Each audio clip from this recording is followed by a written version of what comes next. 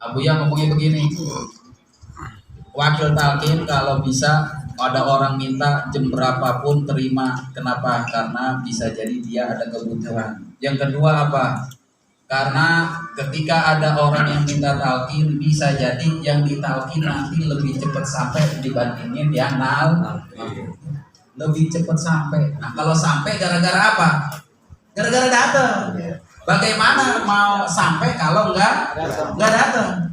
Makanya datang ini bukan sesuatu yang kita kerjakan, tetapi hasil.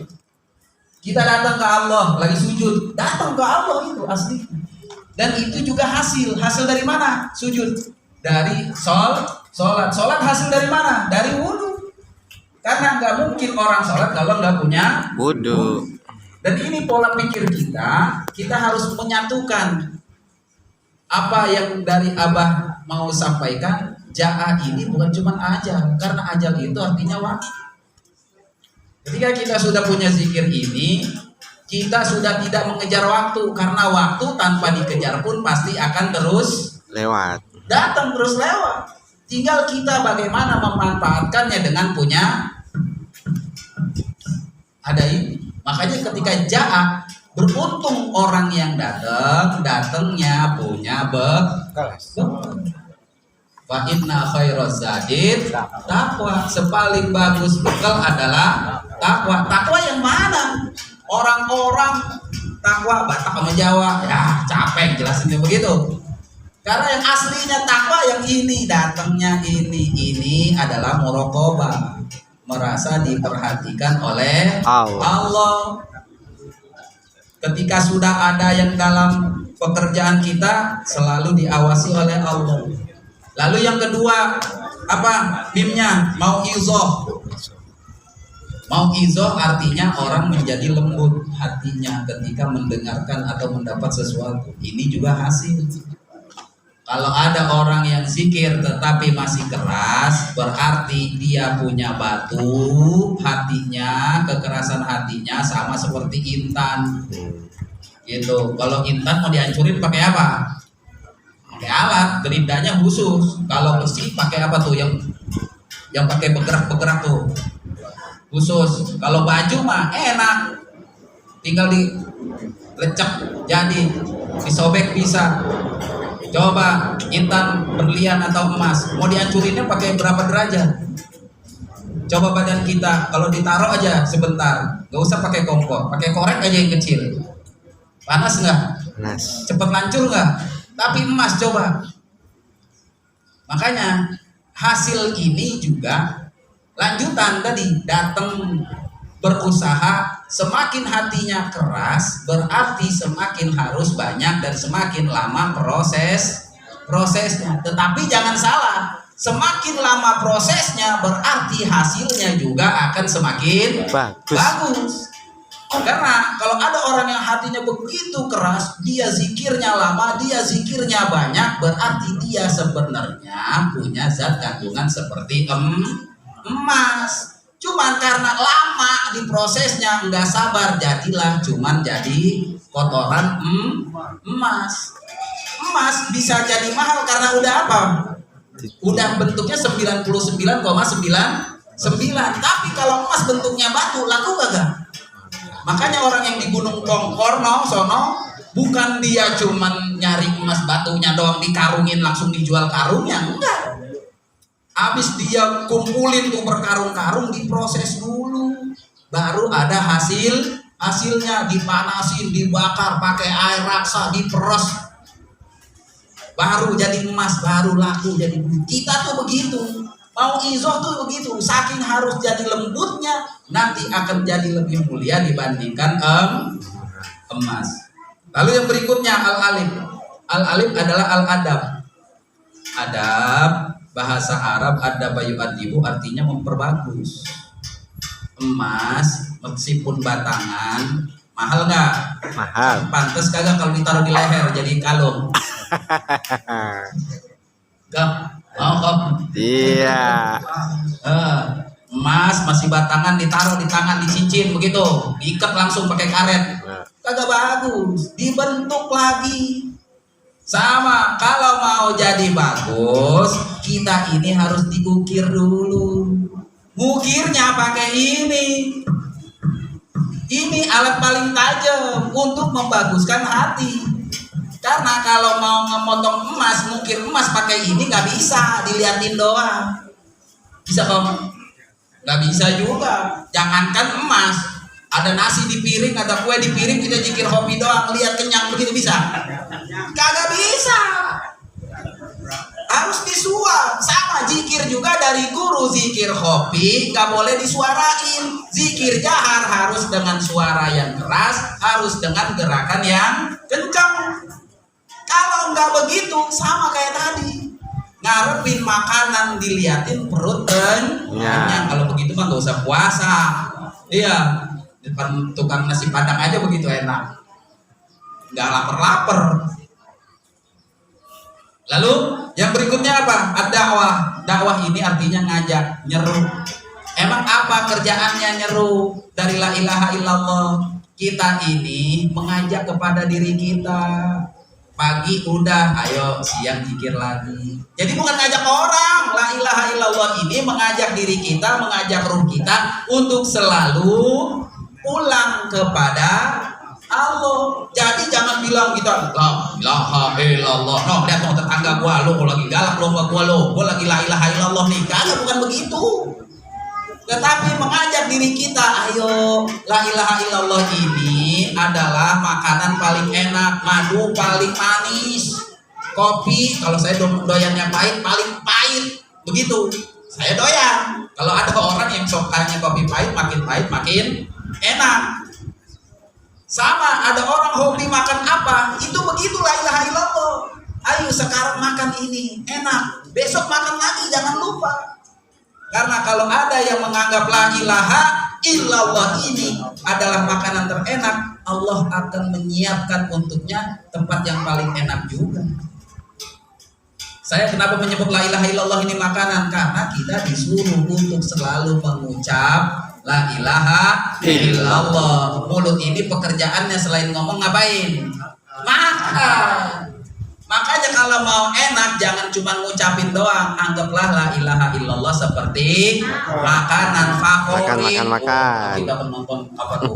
Kalau di TV tuh kuliner ya, makan receh. Ya Allah, apalagi zaman sekarang ya mukbang. Kita lihatnya aja enak.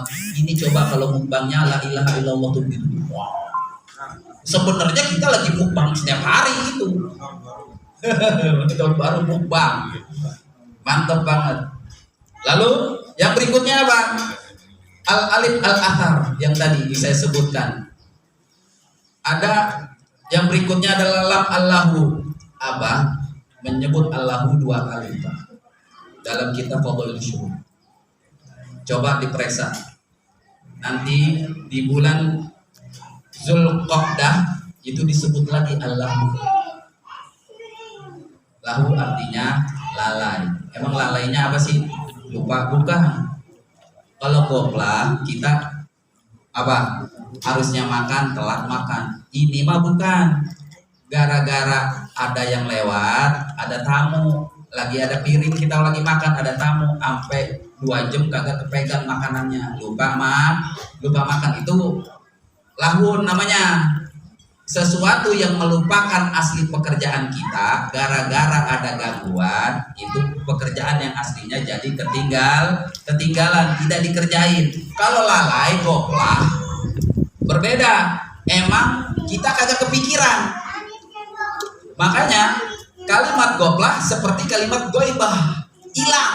Kalau ada orang yang lupa berarti dia lagi sedang hilang. Sedangkan kalimat lahun dia sedang terperdaya. Apa terperdaya? Tertipu, tergoror. Kalau orang Betawi apa? Digoroh-gorohin gitu.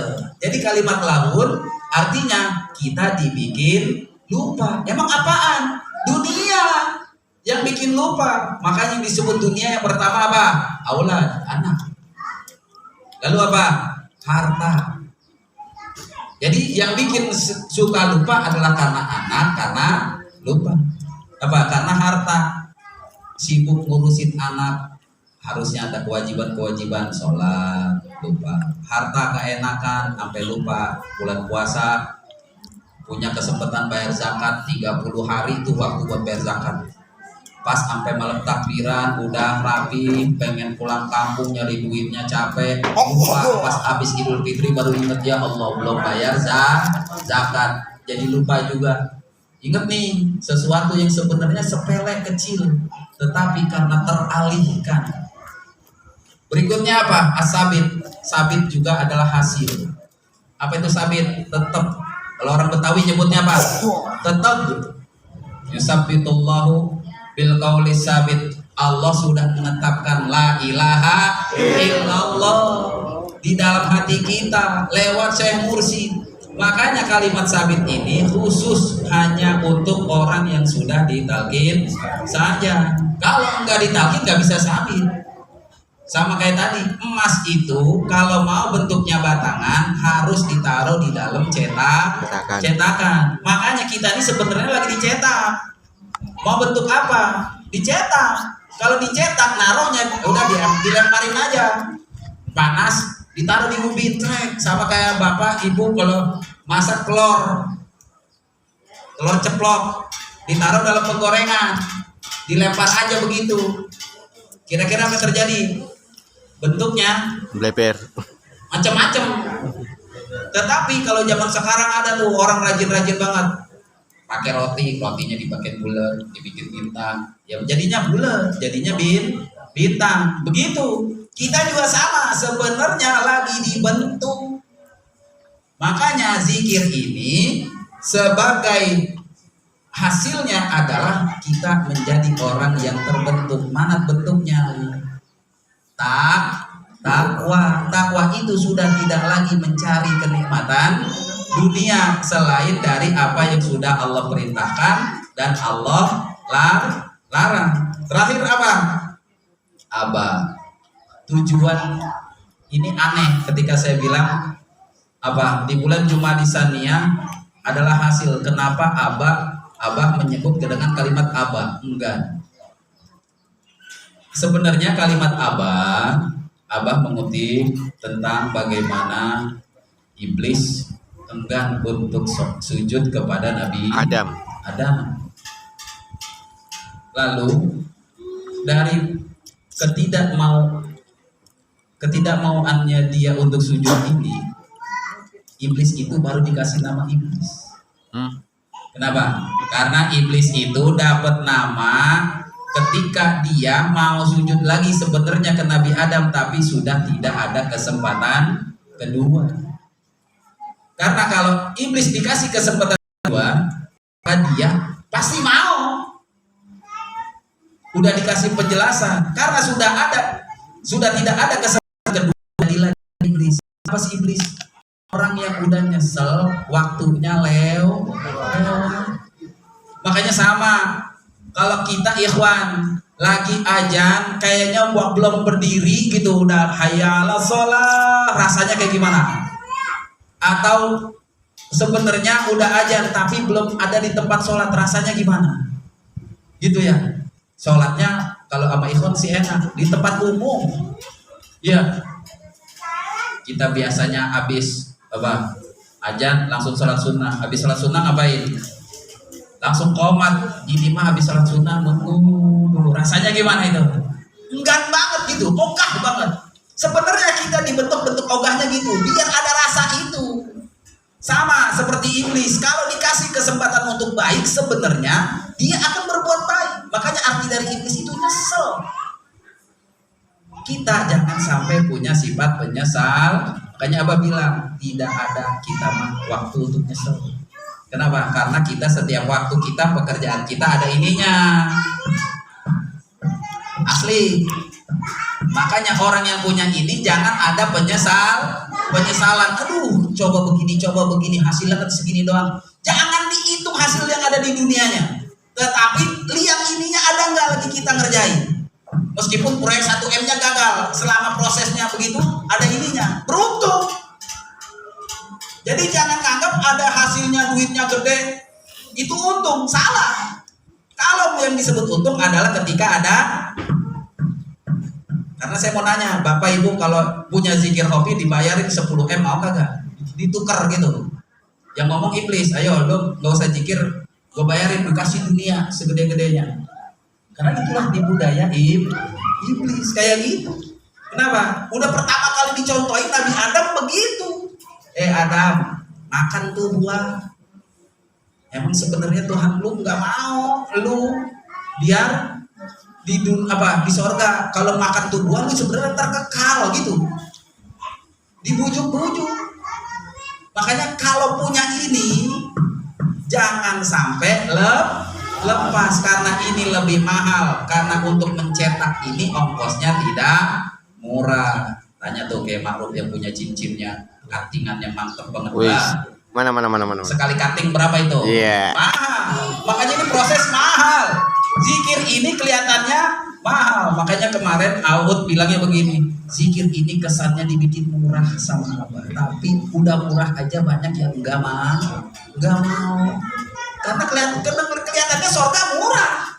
Tinggal talqin, zikir doang. Tapi orang banyak yang tertipu. Udah zikir pakai peci merah putih. Terus aja kita disalah-salahin terus. Inilah bukti bahwa manusia banyak yang enggak.